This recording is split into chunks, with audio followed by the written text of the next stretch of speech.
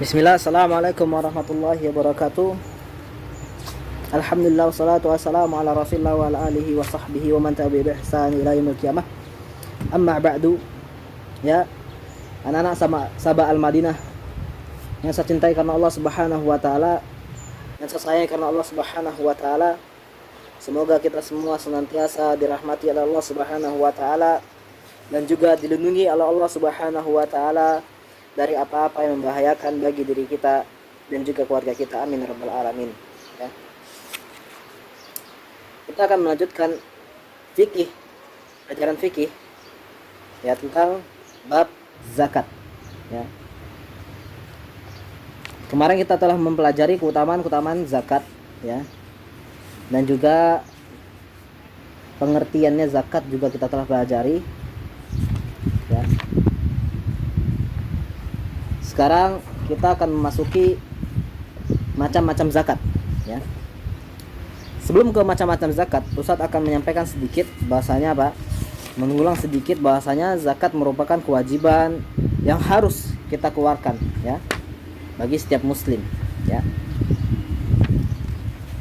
Dan juga karena zakat itu merupakan apa? Merupakan salah satu dari rukun-rukun Islam. Pertama syahadat, kedua salat, ketiga puasa, keempat zakat, kelima haji, ya.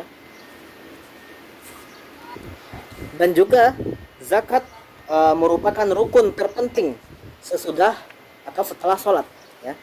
Berdasarkan firman Allah Subhanahu wa taala, wa aqimus shalah wa atuz zakah, ya.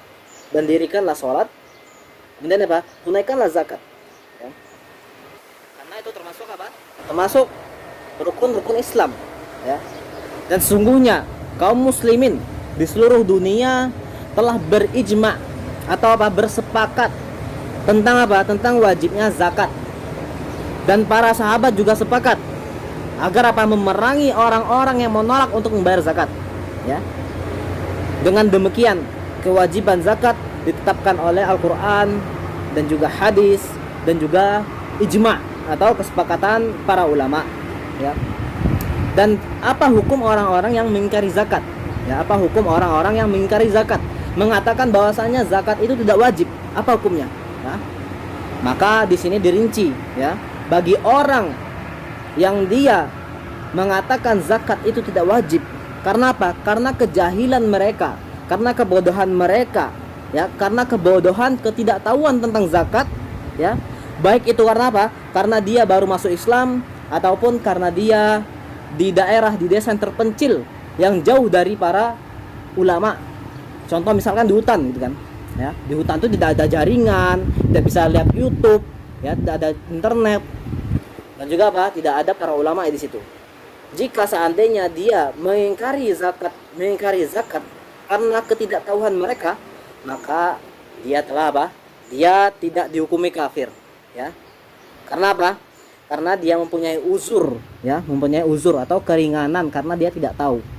Adapun mereka yang sengaja mengatakan zakat itu tidak wajib, sementara dia adalah orang muslim, ya, yang hidup di tengah-tengah kota, ya, yang dimana di kota tersebut banyak para ulama, banyak para ustadz, banyak para kiai, ya. Bahkan dia di kota tersebut memiliki internet, bisa melihat YouTube. Maka tatkala dia mengatakan zakat itu tidak wajib, maka apa? Maka sungguh dia telah kafir, dia telah murtad, ya. Dan jika seandainya kita meminta dia untuk bertobat sebanyak 3 kali, kemudian dia tidak mau untuk bertobat, maka dia apa? Dia dibunuh, dipenggal lehernya, ya. Jangan salah paham, ya. Dalam arti ada 2 orang yang dimana satu tidak tahu tentang ilmu zakat karena dia di daerah terpencil, di desa atau di hutan, dan dia mengatakan tidak wajib karena ketidaktahuannya, karena kejahilannya, ya. Maka itu dimaafkan atau apa? Dihukumi tidak kafir. Adapun orang-orang Islam yang dimana dia hidupnya di tengah-tengah kota, banyak para ulamanya, banyak para tokoh, banyak para kiai, banyak para ustadz, ya. Maka apa? Kalau dia mengatakan zakat itu tidak wajib, maka dia telah kafir. Kemudian kalau dia seandainya tidak mau bertobat sebanyak 3 kali, dia dibunuh atau apa? Dipenggal lehernya. Maka inilah hukum orang-orang yang mengingkari zakat. Adapun orang yang apa? Orang dia tidak mau membayar zakat, kikir, dia pelit, namun dia tahu bahasanya zakat itu adalah hukumnya wajib, ya. Misal si A, dia tahu bahasanya dia apa? Dia tahu bahasanya zakat itu adalah wajib, namun dia tidak membayarnya. Maka apa? Maka dia dihukumi tidak kafir, namun dia berdosa. Ya. Dan anak sahabat Madinah yang saya cintai karena Allah Subhanahu wa taala, bahwasanya sebagaimana yang telah ketahui bahwasanya harta yang dikaruniakan oleh Allah Subhanahu wa taala kepada kita, ya, merupakan amanah. Ya, merupakan amanah. Ya. Dan juga di dalamnya, di dalam harta tersebut, ya, terdapat hak-hak yang harus, ya, yang harus wajib kita tunaikan kepada saudara-saudara kita, ya. Jadi kita memiliki harta itu bukan punya kita doang itu, ya. Ada punya orang lain, ada punya orang-orang apa? Yang orang saudara-saudara kita yang yang miskin misalkan, yang fakir. Maka inilah disyaratkan, ya, adanya apa? Adanya zakat. Oleh karenanya Islam menganjurkan umatnya untuk bersedekah dan mewajibkan mereka mengeluarkan zakat untuk apa? Untuk membersihkan hartanya tersebut.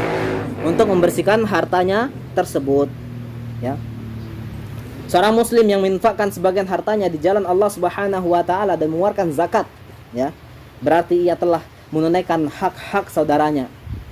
Dan ini juga berarti dia telah menggunakan hartanya untuk apa? Untuk sesuatu yang diridhoi oleh Allah Subhanahu wa taala, ya. Di dalam Islam terdapat berbagai macam zakat, yaitu apa? Pertama adalah zakat fitri. Ya. Zakat fitri. Zakat fitri itu apa? Zakat fitri itu adalah zakat yang wajib dikeluarkan oleh seorang muslim, ya, di akhir bulan Ramadan sebelum sholat Idul Fitri, ya. Barang siapa yang dia bertemu bulan Ramadan, kemudian apa? Dia bertemu juga bulan apa? Bulan Idul Fitri, ya, hari raya Idul Fitri. Maka apa? Maka diwajibkan baginya untuk apa? Membayarkan zakat fitri, ya. Yang biasa kita lakukan adalah apa? Membayar zakat dengan apa? Dengan makanan pokok. Zakat fitri itu dibayar dengan apa? Dengan makanan pokok. Apa makanan pokok di Indonesia? Merupakan apa? Beras. Maka kita bayar dengan beras. Sebesar apa? Sebanyak apa? Ya, sebanyak 2,5 kilo, 2,5 kilo sampai 3 kilo, ya. Ya, zakat fitri merupakan juga kewajiban bagi kita semua, ya. Baik setiap muslim ataupun baik laki-laki maupun perempuan. Baik yang bayi maupun yang dewasa, ya.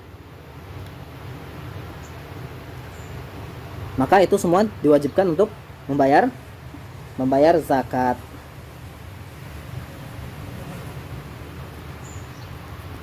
Ya, sebagaimana Allah Subhanahu wa taala berfirman, ya, qad aflaha man tazakka, ya. Sungguh beruntung orang-orang yang mensucikan dirinya. Ya, sebagian mufassir, sebagian ahli tafsir menafsirkan bahwasanya ini yang dimaksud dengan orang-orang yang mensucikan diri adalah orang-orang yang mengeluarkan zakat fitri, ya. Nah, jadi yang pertama adalah zakat fitri. Zakat tadi ada dua, ya. Zakat fitri, yang kedua adalah zakat mal, zakat harta. Ya, selain zakat fitri ada zakat lain yang wajib dikeluarkan, ya, oleh seorang muslim, yaitu zakat mal atau zakat harta. Ya. Anak-anak yang saya cintai karena Allah Subhanahu wa taala, harta-harta atau zakat mal, zakat harta, ya. Harta yang wajib dizakati itu apa aja, ya. Kalau di buku ini ada nanti ada yang perincinya lebih lagi, ya. Kalau di buku ini hanya ada 3, ya. Di buku ini hanya ada 3. Ya. Yang pertama, nakdain atau 2 logam mulia, yaitu apa? Emas dan perak. Emas dan perak itu harus kita zakati, ya. Kita mengeluarkan zakat dari emas atau perak tersebut, ya, jika sudah mencapai batas maksimal, dan itu, ya, emas dan perak itu disimpan selama 1 tahun. Jadi ada beberapa syarat, yaitu apa? dia kalau emas perak, jika kita memiliki emas ya sebanyak 85 gram, maka apa, kalau diduitkan misalkan dia itu sekitar 85 juta ya, sekitar 85 juta, karena sekarang emas per gram itu sekarang sejuta, kurang lebih sejuta. Maka sekitar kalau kita memiliki uang sebanyak 85 juta, maka apa, kita harus mengeluarkan zakat ya, bayar zakat yang telah ditentukan ya. Ya, coba kita baca ya. Dua logam atau emas atau perak. Jika seorang muslim memiliki emas atau perak yang telah memenuhi syarat wajib zakat, yakni sudah mencapai batas minimal, yaitu nisab ya, atau dan telah disimpan selama 1 tahun, dan ia juga telah memenuhi syarat wajib ya, maka ia wajib mengeluarkan zakat dari emas atau perak tersebut sekali dalam setahun ya, sekali dalam setahun. Begitu juga dengan jika ia memiliki barang dagangan atau uang yang nilainya sama dengan emas atau perak tersebut. Misalnya kamu punya barang dagangan atau uang yang nilainya sama, yang nilai itu seharga dengan nilai emas dan perak ya, yang telah mencapai nisab dan telah mencapai 1 tahun, maka juga wajib dikeluarkan zakatnya ya, baik itu dari harta kita, barang dagangan kita ya, jika telah mencapai dengan seharga emas atau perak sesuai nisabnya atau sesuai batas minimalnya, maka dan itu juga sudah mencapai menyimpan selama 1 tahun, maka wajib juga dikeluarkan zakatnya. Dan berikutnya yang kedua adalah binatang ternak ya, anak-anak yang saya cintai karena Allah Subhanahu wa taala. Allah Subhanahu wa taala menciptakan binatang sebagai karunia untuk manusia. Sebagian binatang tersebut halal untuk dimakan ya. Binatang yang halal dimakan itu apa? Banyak sekali. Baik itu apa? Onta, sapi, kambing, ayam, kerbau, dan lain sebagainya. Ya, dan lain sebagainya. Ya. Binatang merupakan salah satu apa? Binatang ternak merupakan salah satu jenis harta manusia yang wajib dikeluarkan zakatnya. Ya. Dan binatang-binatang yang wajib dikeluarkan zakatnya yaitu apa? Hanya 3 saja. Ya. Onta, sapi, dan kambing ya, onta, sapi, dan kambing itu yang wajib dikeluarkan zakatnya. Jika telah memiliki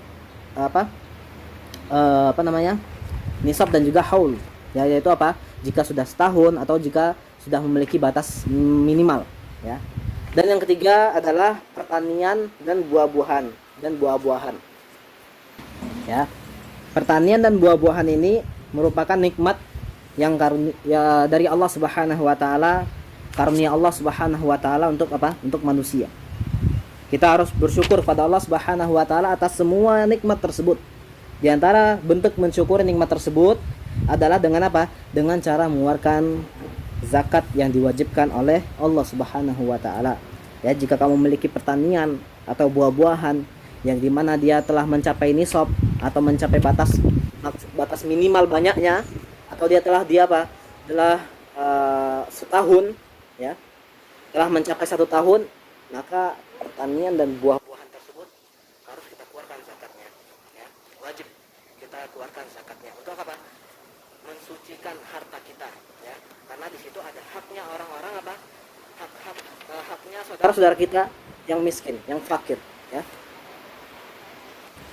Dan yang terakhir ya, zakat tanaman dan buah-buahan ini wajib dikeluarkan ketika apa?